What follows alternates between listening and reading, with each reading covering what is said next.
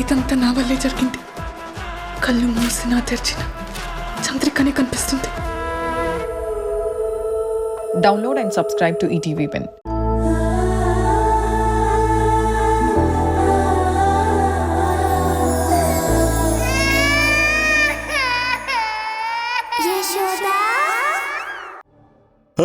రాయ్, నా పేరేంటో తెలుసా? యాసిడ్. నన్ను ముట్టుకుంటే మస్ అయిపోతావు.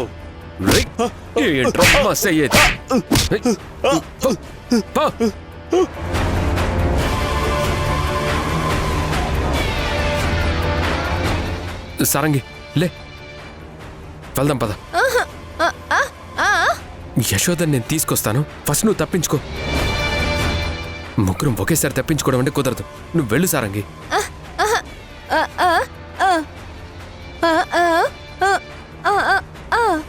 లేదు, ముందు నా మాట విను సారంగి.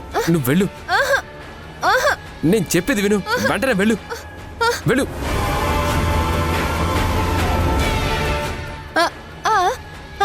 నువ్వు వెళ్ళిపో. యశోదని నేను సేవ్ చేస్తాను, వెళ్ళు. యశోదని ఎలాగైనా సేవ్ చేయాలి.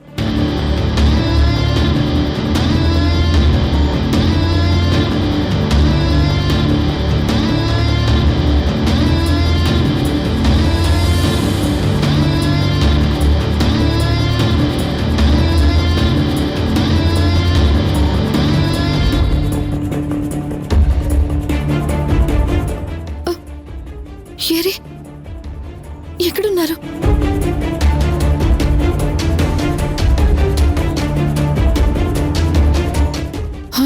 సారంగి ఏది? అంటే సారంగి యాసిడ్ని కొట్టి తప్పించుకుందా? వెంటనే ఈ విషయం హరివిట్టలకి చెప్పాలి. లోపల అసలు ఏం జరుగుతుంది? ఒకవేళ హరిని వాళ్ళు గుర్తుపడితే, అమ్మో లేదు, అలా జరగకూడదు.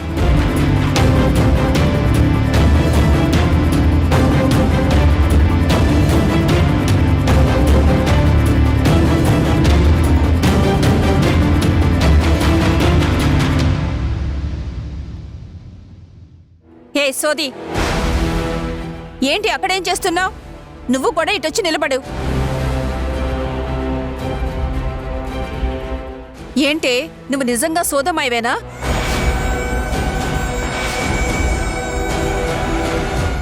లేక సినిమాల్లో లాగా గెటప్ వేసుకుని వచ్చావా?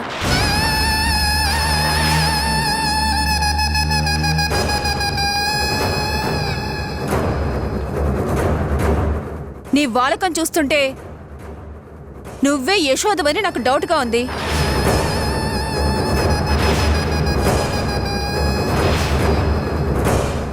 సోదమ్మాయివి సరే, మొహానికి ఆ పసుపేంటి?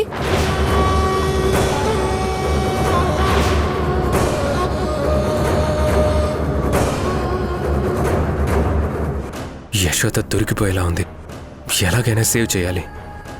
క్యాటరింగ్ స్టాఫ్, మీరు వెళ్ళిపోండి.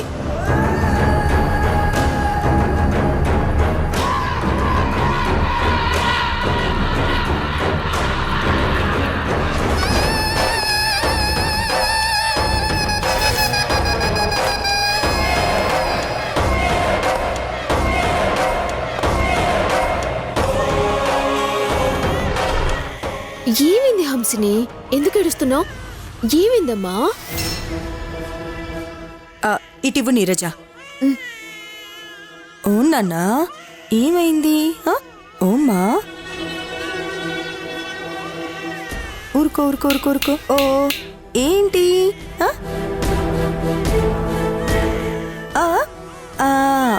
ఏమ్మా? ఏమైంది తల్లి? పాప ఎందుకు ఏడుస్తుంది? ఏమో తెలియదు జయ, ఉన్నట్టుండి ఏడుస్తోంది. జయ, ఒకసారి పాపను ఎత్తుకో. ఒక్క నిమిషం ఆగండి.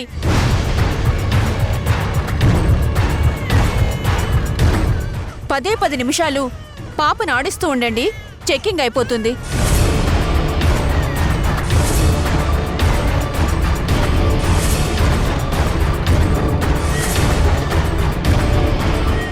ఏంటి ఎస్ఐ గారు?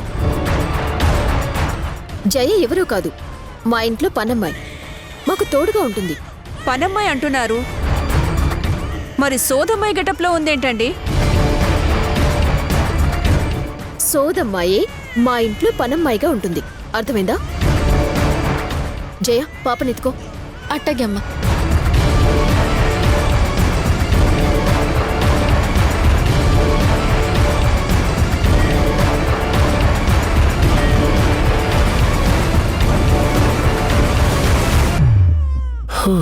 అమ్మయ్యా, యశోద డేంజర్ నుంచి బయటపడ్డట్టే.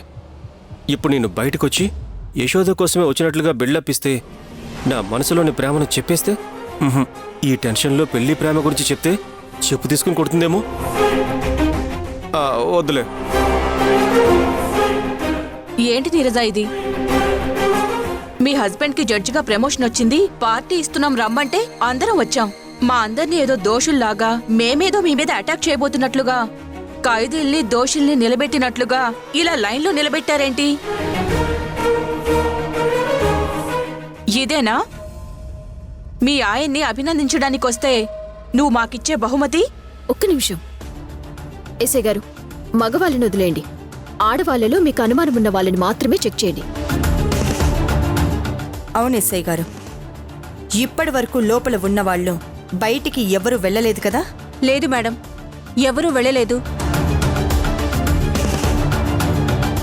జెంట్స్ అందరూ రిలాక్స్ అవ్వండి. అలాగే నీరజ మేడం ఫ్రెండ్స్ కూడా. కానిస్టేబుల్, ఇలారా.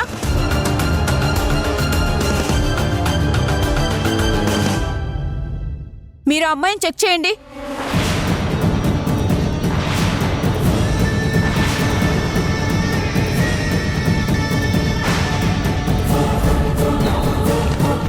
ఇది ఎక్కడి నుంచి తగలబడింది? ముందు దీన్ని వేసేయాలి. ఎస్ఐ గారు, నేను మీకు చెప్పాను కదా ఆ అమ్మాయిని వదిలేయమని. మేడం, మీరొక 5 నిమిషాలు సైలెంట్గా ఉంటారా? మా పని మమ్మల్ని చేసుకోనివ్వండి. నీరజ, ఫస్ట్ పాపని తీసుకో.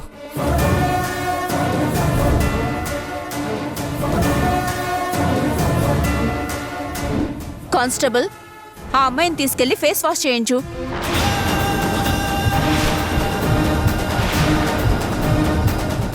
భగవంతుడా, యశోద దొరికిపోతుంది. ఇప్పుడు ఎలాగైనా తప్పించాలి. ఇప్పుడు యశోదను ఎలా కాపాడాలి?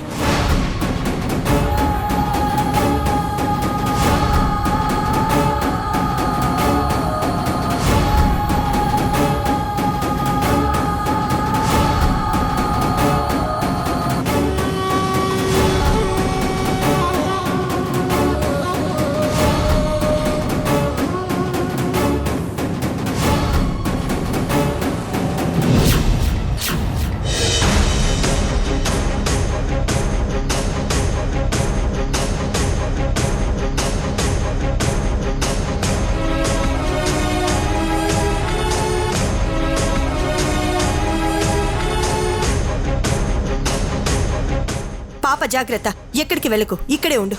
అలాగే మమ్మీ. ఎస్ఐ గారు, చెట్టు పరిస్థితుల్లో బయటికి ఎవరిని వెళ్ళనివ్వకండి.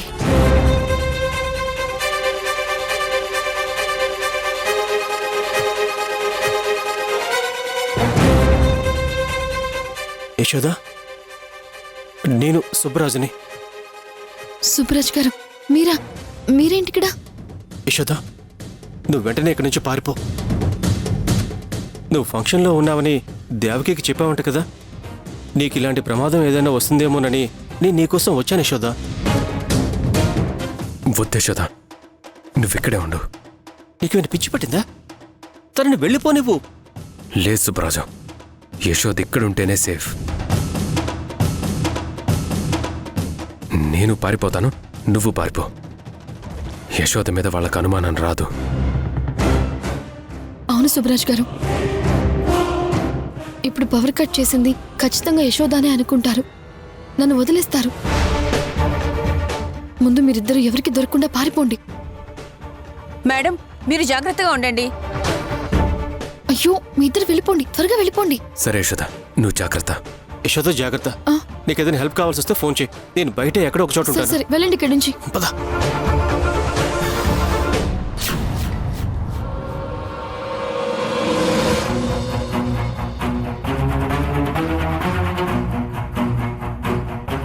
పాప. ఎస్ఐ గారు, మా అమ్మాయిని జాగ్రత్తగా చూసుకోండి. నేను ఇప్పుడే వస్తాను.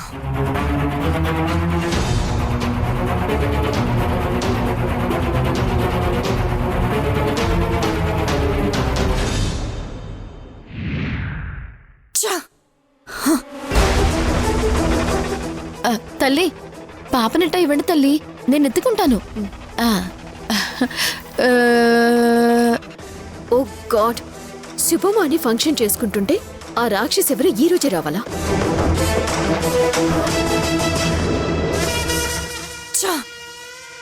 కన్ఫర్మ్ ఆ యశోద వచ్చింది, సారంగిని విడిపించుకుని తీసుకెళ్ళింది.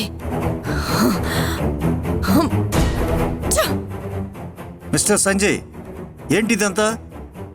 ఈ పవర్ కట్ ఏంటి? ఈ పోలీసులేంటి? అసలు మీ అత్తయ్య గారు ఏం చేస్తుంటారు? ఒక క్రిమినల్ లోపలికి వచ్చిందంటే నాకు చాలా అనుమానంగా ఉంది. ఎవరైనా కావాలని ఎందుకు అటాక్ చేస్తారు? వాళ్ళకి ఏదైనా మీ సైడ్ నుండి అన్యాయం జరగబట్టే కదా. సారీ సార్, మీకు కలిగిన అసౌకర్యానికి నేను చాలా ఫీల్ అవుతున్నాను. కానీ మీకు ఒక నిజం తెలియాలి సార్, మా అత్తయ్య గారు చాలా మంచి వ్యక్తి. ఎంతో మందికి ఫ్రీగా వైద్యం చేస్తూ ఉంటారు. వైద్యం అనేది ఇప్పుడు కార్పొరేట్ అయిపోయింది సార్. అందుకే మా అత్తయ్య గారికి చాలామంది రైవలరీగా తయారయ్యారు. వాళ్ళల్లో గిట్టని వాళ్ళే అటాక్ చేశారు. అవును సార్, సమాజంలో మంచి చేసేవాళ్ళని చెయ్యొద్దు అని అడ్డుకునే దుష్ట శక్తులే ఎక్కువగా ఉంటాయి. ఆ విషయంలో నాకు ఎక్కువ మంది శత్రువులు ఉన్నారు. సారీ మేడం, అనవసరంగా మిమ్మల్ని అపార్థం చేసుకున్నాను. Sanjay, once again all the best. Thank you sir. నువ్వు ఇంకా మంచి పొజిషన్లోకి వెళ్ళాలని కోరుకుంటున్నాను. Thank you sir. Sanjay, cake cut చేయండి.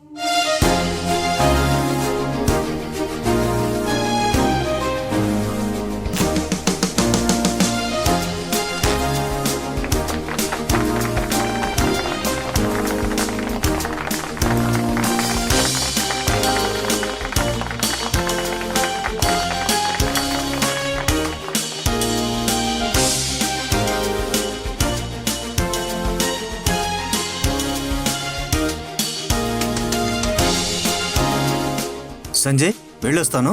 ఓకే అండి, థ్యాంక్ యూ.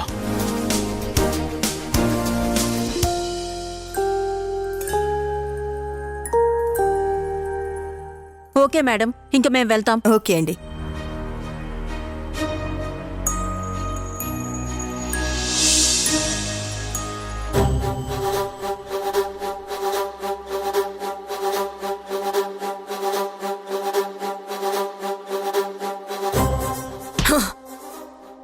యశోదా, ఇన్నేళ్లు నేను నా మీద ఎవ్వరికి అనుమానం రాకుండా నా వ్యాపారాన్ని కొనసాగిస్తున్నాను.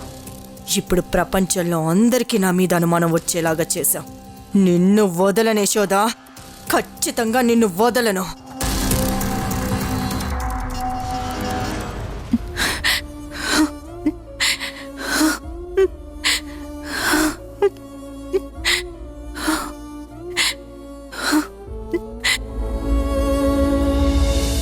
దాక్షాయణి, ఏడోకు. వాడికి ఏమీ కాదు, వాడొస్తాడు. నా మాట విను.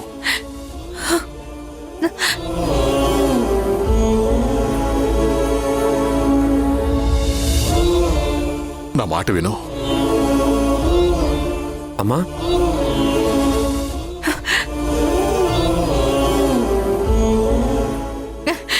నాన్న హరి, ఏమైపోయావురా? ఎక్కడికి వెళ్ళిపోయావురా నువ్వు? చెప్పకుండా. ఏమైందమ్మా? ఎందుకు ఏడుస్తున్నావు? టైం ఎంత అయిందిరా? 5 అయింది. రాత్రి అంతా ఎక్కడికి వెళ్ళావు? మేమొకళ్ళు ఉన్నామని, ఇంట్లో నీ కోసం ఎదురు చూస్తుంటామని కనీసం తెలీదారా నీకు? చదువుకున్నాడువే కదరా. ఒక ఫోన్ చేసి నాకిలా లేట్ అవుతుంది, పలానా పని మీద వెళ్తున్నానని చెప్తే మేము టెన్షన్ పడేవాళ్ళం కాదు కదరా. ఒక్క ఫోన్ చేయలేదు, మేం ఫోన్ చేస్తే లిఫ్ట్ చేయలేదు. నువ్వు ఫోన్ లిఫ్ట్ చేయకపోతే మాకెంత భయంగా ఉంటుంది చెప్పు. సారీ అమ్మా, సారీ నాన్న. ఏంట్రా సారీ? రాత్రి నుంచి ఏమీ తినకుండా ఉందిరా మీ అమ్మ. నా బిడ్డకి ఏదో జరిగింది, లేకపోతే ఫోన్ లిఫ్ట్ చేయకుండా ఉండడు అని బాధపడుతూనే ఉంది. నేను ఎంత ఓదార్చినా మీ అమ్మ ఏడుపు ఆపటం లేదురా. కొన్ని విషయాల్లో నువ్వు మీ అమ్మతో విభేదిస్తున్నా నేను సైలెంట్గా ఉంటూ వస్తున్నాను. దానికి కారణం నువ్వు ఏ తప్పు చేయవనే నమ్మకం, నువ్వు ఏం చేసినా ఆలోచించే చేస్తావనే ధైర్యం. అందుకే నేను మౌనంగా ఉంటున్నాను. కానీ దాన్ని నువ్వు వేరేలాగా అర్థం చేసుకుంటున్నావేమో అనిపిస్తుంది. నువ్వు ఇలాగే బిహేవ్ చేస్తే నా మాట మీ అమ్మ మాట ఒకటే అవుతుంది, గుర్తుపెట్టుకో.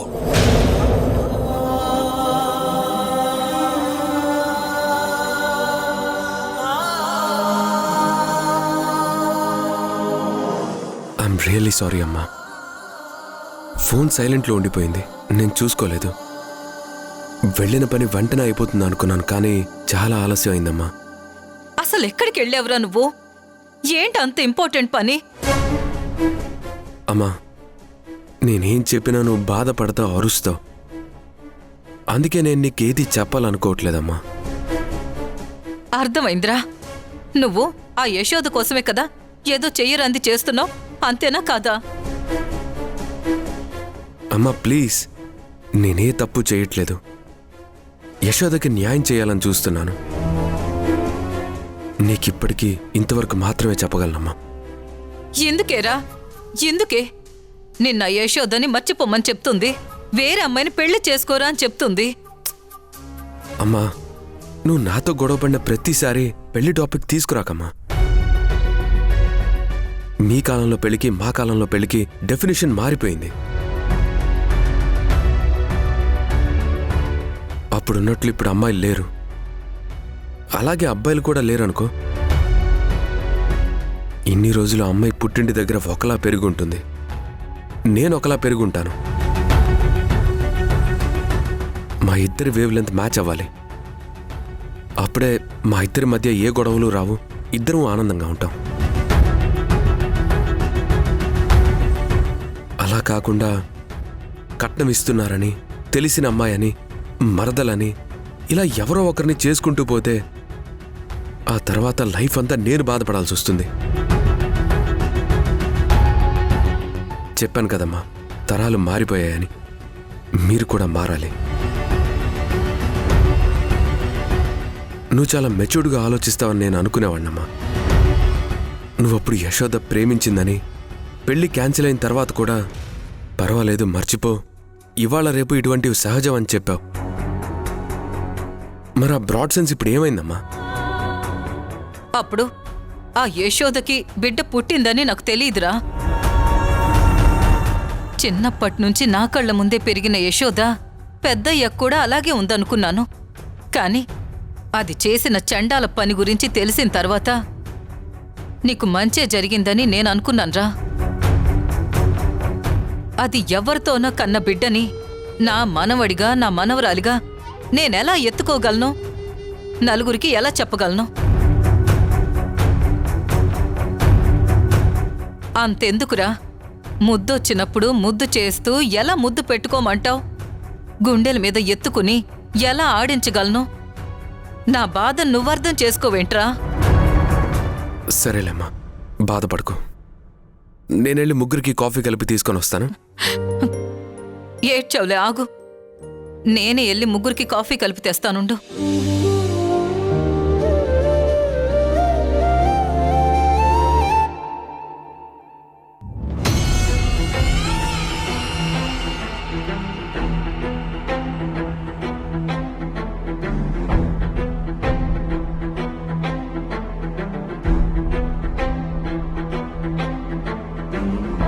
సుబ్బరాజు, నిన్ను చిన్నప్పటి నుంచి చూస్తున్నాను.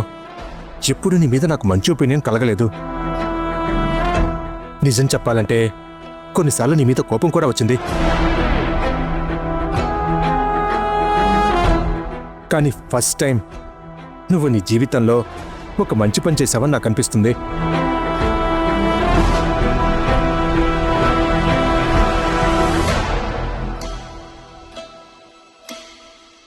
ఆ ఊర్మిళ ఎంత డేంజరో తెలిసి కూడా నీ ప్రాణాలు పణంగా పెట్టి యశోద కోసం వెళ్ళావు. నేను ముందు నుంచి చెప్తున్నానండి, మా అన్నయ్య చాలా మంచోడని. మీరే అర్థం చేసుకోలేదు. మా వాణ్ణి అంత కోపంగా నేనెప్పుడు చూడలేదు తెలుసా?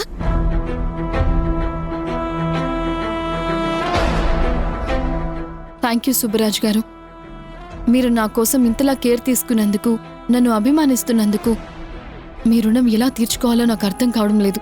అయ్యో యశోద, మన మధ్య రుణాలేంటి యశోద? ఆయన నువ్వెవరు? మా బావగారి చెల్లెలివి, అంటే నాకు మరదలివి. నువ్వు మా కుటుంబంలో దానివే యశోద. ఆ మాత్రం నేను సేవ్ చేయలేనా?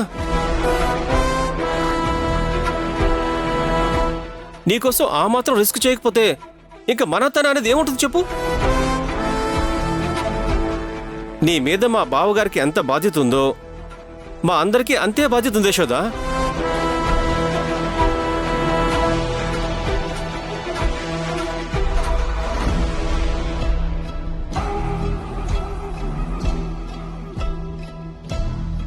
మా దేవకి ఇచ్చిన ఎలివేషన్కి నేను చెప్పే మాటలకి ఈ పాటికి యశోద మనసులో మన మీద మంచి అభిప్రాయం ఏర్పడి ఉంటుంది. ఒక రకంగా చెప్పాలంటే మనం ఇప్పుడు యశోద మనసులో హీరో.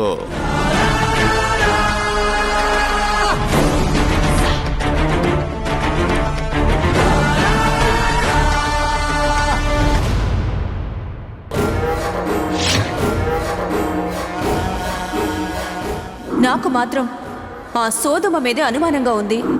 ఎలా అయినా ఈరోజు దీని హెయిర్ తీసుకొని పాప డిఎన్ఏతో దీని డిఎన్ఏ మ్యాచ్ అవుతుందో లేదో చెక్ చేయాలి. ఏంటి జయ, జుట్టంతా అలా చిందరవందరగా అయిపోయింది? నేను నీకు జడవేస్తాను.